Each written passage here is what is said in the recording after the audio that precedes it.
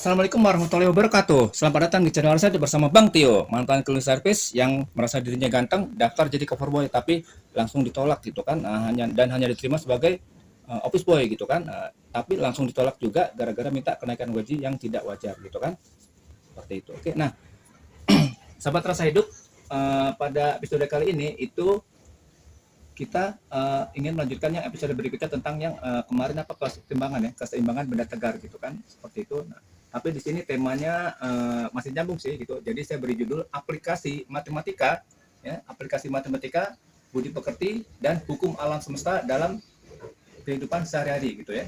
Jadi aplikasi matematika, budi pekerti dan hukum alam semesta dalam kehidupan sehari-hari ini. Nah, sahabat rasa hidup alias Sarah gitu kan. Tentu Sarah pastikan apa setiap kita itu pasti pengen hidup berkelimpahan ya, hidup berkelimpahan gitu kan. Tapi itu banyak yang menempuhnya dengan ya cara yang salah ya, jadi secara jalan gitu. Jadi mereka itu menggapai cita-cita mereka itu dengan cara-cara yang tidak terpuji ya, dan juga menggunakan berbagai macam cara yang tidak terpuji. Misalnya gitu kan, pergi ke gunung-gunung, ke hutan, ke pantai, atau menggunakan tindak kriminalitas dengan berbagai modus operandi gitu kan. Atau kalau misalnya kita berada dalam suatu perusahaan, kita bersaing dengan rekan-rekan kerja kita secara tidak sehat, sikut sana sikut sini, yang penting naik posisi, naik jabatan gitu kan. Masalah mereka tersakiti gara-gara kita, bodoh amat, seperti itu. Nah, cara-cara seperti ini, cara-cara tidak terpuji atau vibrasi rendah memang bisa dilakukan, tapi ya tidak bertahan lama gitu kan, seperti itu. Nah, jadi tidak awet ya. Jadi memang hidup berlimpah tapi tidak awet gitu kan. Nah, yang kita inginkan adalah hidup berlimpah tapi awet, kalau perlu sampai akhir hayat ya. Amin amin ya rabbal alamin. Nah, seperti itu kan. Nah, pada episode kali ini kita akan membahas itu bagaimana caranya kita hidup berkelimpahan tapi langgeng. Jadi tidak sebentar, tidak hanya sekilas gitu kan. Kalau sekilas berita bagus, tapi kalau kenikmatan sekilas kan nggak enak gitu. Maunya kan awet ya sampai akhir hayat. Jadi kita bisa berkelimpahan sampai akhir hayat dengan cara seperti itu ya. Jadi di dalam hukum alam semesta atau yang bagian satu itu ada yang namanya law ya, law of divine honesty, hukum keesaan ilahi gitu kan. Nah, di dalam hukum keesaan ilahi, manusia merupakan miniatur dari alam semesta ya kan. Nah, alam semesta itu adalah ciptaan Tuhan. So, kita ini bagian dari seperti cahaya ketuhanan. Tapi ingat, kita bukan Tuhan, hanya ciptaan. Tetapi kita ini adalah ciptaan yang atau makhluk ciptaan yang paling sempurna gitu kan. Nah, kita diciptakan untuk memimpin bumi, atau lebih tepatnya memakmurkan bumi dengan mengolah energi yang ada di dalam bumi gitu, dan alam semesta gitu kan. Nah, kemudian alam semesta dengan hukum-hukum alam semesta yang berada di dalamnya itu berada dalam keseimbangan ya. Nah, seimbang artinya teratur ya kan. Seimbang artinya teratur gitu kan. Nah, tidak seimbang berarti tidak teratur. Nah, tidak teratur berarti bencana gitu kan. Nah, seperti itu. Jadi kita harus seimbang supaya tidak terjadi bencana gitu kan. Nah, benda-benda yang ada di alam semesta ini merupakan bagian dari sistem energi yang seimbang dan berjalan sesuai dengan keteraturan ya, berjalan sesuai dengan keteraturan. Nah, untuk memimpin bumi agar makmur sejahtera, maka Tuhan Sang Pencipta telah memberikan kita petunjuk ya, pada kita, dan jika kita mengikuti petunjuk ini, kita bisa hidup berlimpah materi, tapi alam semesta tetap terjaga, teratur gitu, tidak mengalami kebinasaan gitu kan. Nah, jika kita ingin hidup berlimpah dan barokah tentunya, maksudnya barokah itu awet ya, nggak hanya sekilas, maka kita harus mengikuti petunjuk Tuhan sesuai dengan yang dikatakan oleh Tuhan. Mintalah kepadaku, pasti akan aku berikan. Perhatikan kalimatnya, Sarah, mintalah kepadaku, pasti akan aku berikan. Jadi Tuhan memastikan kalau kita meminta kepadanya itu pasti dikasih. Kalau kita kan minta sama manusia kan bisa dikasih bisa enggak gitu kan, udah gitu dikasihnya sedikit terus campur dia marah-marahin gitu kan, enggak. Kalau Tuhan itu kalau kita minta kepadanya itu malah senang gitu kan. Itu bukti bahwa kita itu benar-benar hamba yang soleh yang sesuai dengan keinginannya, itulah dengan cara meminta gitu. Jadi jangan khawatir kalau kita minta sama Tuhan, dikasih apa enggak, pasti dikasih gitu kan. Mintalah kepadaku pasti akan aku berikan, bukan mintalah kepadaku mungkin akan aku pertimbangkan, tidak seperti itu, pasti dikasih gitu kan. Nah, masalahnya banyak pasti tidak yakin bahwa kalau kita minta itu pasti dikasih. Apa iya dikasih apa enggak, apa bisa gitu, mintanya kegedean kali makanya gagal terus. Tidak seperti itu. Tuhan tidak hitung-hitungan, kalau manusia hitung-hitungan, kalau Tuhan tidak gitu. Jadi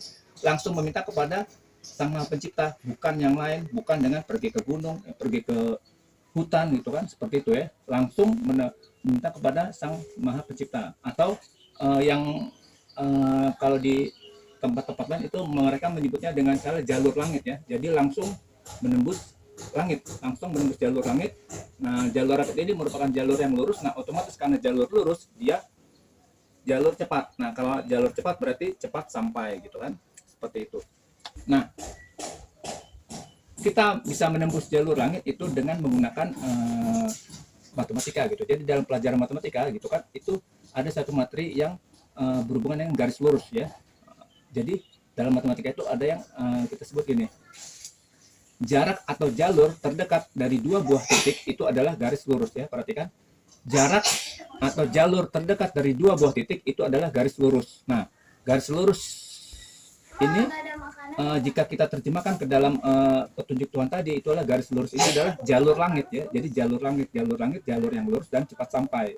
Nah, kalau diibaratkan itu tadi jarak terdekat dua buah titik ya, itu garis lurus. Nah, misalnya ada titik A, titik B, kita berada pada titik A. Nah, titik B itu adalah tujuan kita. Jadi jika kita sebagai manusia menginginkan sesuatu tujuan, misalnya pengen kuliah, pengen kerja, pengen istri yang cantik, ya kan, solehah gitu kan, tidak bawel, tidak pelit gitu kan, nurut suami gitu kan. Nah, seperti itu, maka itu bisa kita lakukan ya dengan cara itu tadi, menembus garis lurus atau dengan cara menembus jalur langit. Oh Bang Tio gitu, saya pengen nembus jalur langit pakai apa? Pakai kereta cepat atau pakai kecepatan cahaya, pesawat super canggih? Bukan. Jalur langit yang di sini bukan kita pakai kendaraan canggih yang menggunakan kecepatan cahaya sehingga bisa menembus 7 lapis langit, bukan seperti itu ya. Jadi jalur langit di sini adalah menurut hukum alam semesta, jalur langit yang dimaksud adalah vibrasi tinggi. Ya, vibrasi tinggi ini itu adalah kalau berdasarkan suatu bilangan itu adalah bilangannya besar ya, bilangan besar dan merupakan bilangan positif gitu kan. Jadi bilangan itu ada yang bilangan positif, ada yang nol, ada yang negatif gitu kan. Nah, tapi kalau kita menembus jalur langit itu berarti kita berada pada vibrasi yang amat sangat tinggi, berada pada bilangan positif yang sangat besar gitu kan. Nah, bagi yang masih bingung itu apa itu vibrasi, apa itu bilangan positif besar, itu pada 2 atau 3 episode sebelumnya saya pernah membahas itu ya, hukum vibrasi dan bilangan ya, bilangan positif, bilangan negatif, bilangan nol gitu ya. Silakan simak video itu dari awal sampai akhir agar tidak gagal paham, tidak gagal mandiri gitu ya. Seperti itu. Kalau masih bingung, kirim kritik dan saran di kolom komentar, disertai dengan tombol like, subscribe sama kolom komen supaya kalau ada pembaruan informasi, saya dapat informasi lebih dulu. Oke, gitu. Kalau Pak Haras sudah paham video-video yang saya berikan tentang vibrasi dan bilangan. Nah, lanjut yang berikutnya, jalur langit itu bisa kita lakukan ya. Nah, bagaimana cara melakukan jalur langit? Nah, jalur langit yang kita lakukan di sini itu jalur yang sesuai dengan yang diridhoi Sang Pencipta, yaitu pertama, mungkin sudah tahu, berdoa ya. Nah, yang paling makbul itu berdoa di sepertiga malam gitu kan. Kita sholat tahajud dulu, kemudian setelah saya sholat memuji Tuhan gitu kan, puji kemudian setelah memuji Tuhan barulah kita berdoa sesuai dengan keinginan kita gitu kan. Kita rinci doa gitu, jangan garis umum gitu, kita rinci doa kita mau apa gitu kan. Misalnya gitu, saya pengen punya rumah yang besar gitu kan, jangan bilang saya pengen punya rumah doang, nanti dikasih yang kecil bingung gitu kan. Saya pengen rumah yang besar biar bisa nampung saudara, biar bisa nampung keluarga gitu kan, seperti itu gitu kan. Saya pengen buka usaha yang omsetnya besar sehingga saya bisa sedekah gitu, jangan saya pengen punya usaha ntar dikasih usaha kecil-kecilan nanti mengeluh gitu. Jadi harus dirinci doanya gitu ya. Dan setelah kita berdoa, nah gitu kita gunakan afirmasi positif ya dari doa itu. Nah, kemudian kita tanamkan ke dalam alam bawah sadar kita. Beberapa episode yang sebelumnya saya pernah memberikan tips supaya menghack alam bawah sadar ya. Dengan kita menghack alam bawah sadar, apa yang kita inginkan itu akan dibaca oleh alam semesta dan itu akan cepat sampai gitu ya, ketimbang kita hanya ngomong-ngomong di alam sadar kita ya. Jadi masukkan ke dalam bawah sadar. Nah, waktu yang tepat adalah setelah kita sholat tahajud, kemudian berdoa di sepertiga malam. Nah, habis itu kita afirmasi positif, kemudian tidur. Nah, itu alam semesta akan memproses alam bawah sadar kita yang isinya afirmasi positif dan itu pasti dikabulkan gitu ya. Cuman mungkin waktunya tidak secepat kilat, semua perlu proses dan perlu kekonsistenan. Tidak bisa kita doa sekali, tahajud sekali terus besok langsung sugih gitu ya, enggak gitu. Perlu proses dan perlu konsisten gitu ya, dan sabar terus ikhlas gitu. Dan kemudian setelah kita berdoa, nah besoknya bangun pagi hari, nah berusaha sesuai dengan yang kita telah rencanakan, kita targetkan gitu, kita hari ini mau kemana gitu kan, bikin catatan-catatan gitu ya. Nah kemudian setelah kita berusaha dengan giat, langkah terakhir adalah ikhlas dan yakin bahwa apa yang kita usahakan itu pasti bisa dan pasti dikabulkan gitu kan, karena sesuai dengan petunjuk dari Tuhan, minta kepadaku pasti akan aku berikan. Jadi kalau Tuhan sudah memastikan, ya sudah, kita juga yakin pasti dikabulkan gitu ya. Seperti itu. Dan setelah itu terakhir pasrah, ikhlas, jadi pasrah, ikhlas, dan sabar gitu ya, sabar, jadi tidak terburu-buru. Nah kalau kita itu bisa lakukan, maka itu insya Allah itu keberlimpahan akan menimpa kita bertubi-tubi gitu kan, dan sifatnya barokah, tidak sesaat gitu kan. Nah jalur langit yang berikutnya setelah kita berusaha dan pasrah adalah, nah ini mungkin yang paling berat dilakukan oleh semua gitu kan, nah, itu adalah sedekah gitu ya. Bang Tio gitu, kalau sedekah kan berarti harus pakai uang. Nah saya ini nggak punya uang, sekarang aja perut saya keroncongan, mau beli makan belum sempat gitu kan, cuman saya bela-belain nonton channel Bang Tio gitu kan, saking ngefansnya gitu. Terus saya juga ini lagi kontrakan gitu kan, dari tadi tuh ibu kos sudah saya usir tuh, pagi usir, siang usir gitu kan, jadi nagih-nagih gitu kan. Nah boro-boro gitu kan buat sedekah, buat bayar kontrakannya bingung gitu, jadi gimana dong gitu kan. Nah perlu saya ketahui, sedekah dengan uang itu hanya salah satu ya, tapi banyak yang lain yang bisa kita lakukan tanpa harus mengeluarkan materi gitu. Misalnya apa, senyum ya. Nah, ketemu orang di mana-mana senyum gitu kan, mau orang itu mungkin membenci kita atau membuli kita, senyum aja gitu kan. Terus kemudian tebarkan 3S itu ya, kemarin saya pernah bahas, salam, senyum, salam, sapa gitu kan. Terus menyambung tali silaturahmi ya gitu, kita datangi orang-orang untuk menyambung silaturahmi gitu kan. Nah kalau ada anggaran bawa oleh-oleh, kalau nggak juga dengan kita datang, mereka itu pasti sudah senang gitu kan, seperti itu. Jadi gitu. Kemudian kalau ada acara-acara acara-acara yang sifatnya sosialisasi lingkungan ya, misalnya ronda gitu ya, kemudian kerja bakti lingkungan, itu kita ikut, kita sumbangkan tenaga kita gitu kan. Nah, dengan menyumbangkan tenaga kita itu juga bagian dari sedekah. Atau kalau sekarang mungkin punya ilmu gitu, kita bisa jadi tutorial gitu, bisa masak, bikin tutorial masak gitu kan. Sekarang kan banyak tuh mukbang tuh, ikutin aja gitu kan. Nah, bikin di situ tuh makanan yang enak gitu kan, tapi dengan harga terjangkau, itu pasti banyak gitu ya. Kemudian juga kalau yang misalnya dulu sekolahnya mungkin berprestasi kan, ikut lomba olimpiade menang mulu, nah bisa buka bimbel gitu kan, baik bimbel offline maupun yang bimbel online gitu kan, seperti itu. Jadi tanpa harus menarik biaya, jadi sedekah dengan menggunakan ilmu kita gitu kan, insya Allah itu akan diproses atau identik dengan jalur langit, dan pasti terkabulkan apa yang kita inginkan ya. Kemudian juga mengeluarkan anggaran yang kecil, nggak perlu banyak. Misalnya apa? Memberi makan hewan, terutama kucing. Apalagi kalau kucing hamil atau kucing menyusui gitu ya.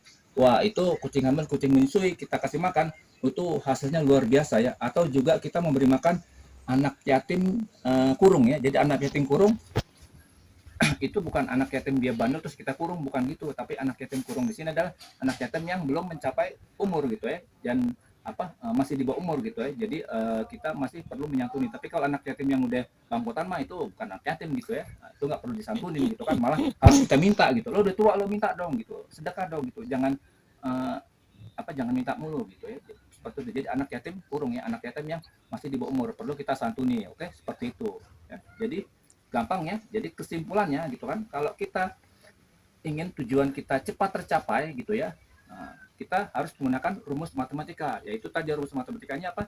Jarak terdekat dua titik itu adalah garis lurus. Nah, garis lurus di sini tidak lain tidak bukan adalah jalur langit. Jalur langit tadi itu ya, sedekah dan kawan-kawannya gitu ya. Nah, kemudian setelah kita menggunakan rumus matematika, yang berikutnya adalah gunakan budi pekerti, gunakan hati nurani kita, karena itu yang kita berikan agar kita bisa mengikuti aturan dari Tuhan. Jadi kita bisa mendapat keberlimpahan dan berkah tanpa merusak aturan yang ada di muka bumi gitu. Jadi bumi tetap teratur sesuai dengan hukum-hukum Tuhan, hukum-hukum alam semesta.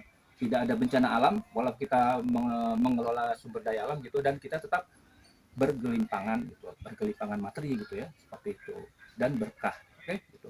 Nah, mudah-mudahan materi pada kali ini bisa memberikan semangat agar kita bisa melanjutkan hidup kita dengan harapan yang lebih besar menuju ke berlimpahan gitu. Amin amin ya rabbal alamin gitu kan.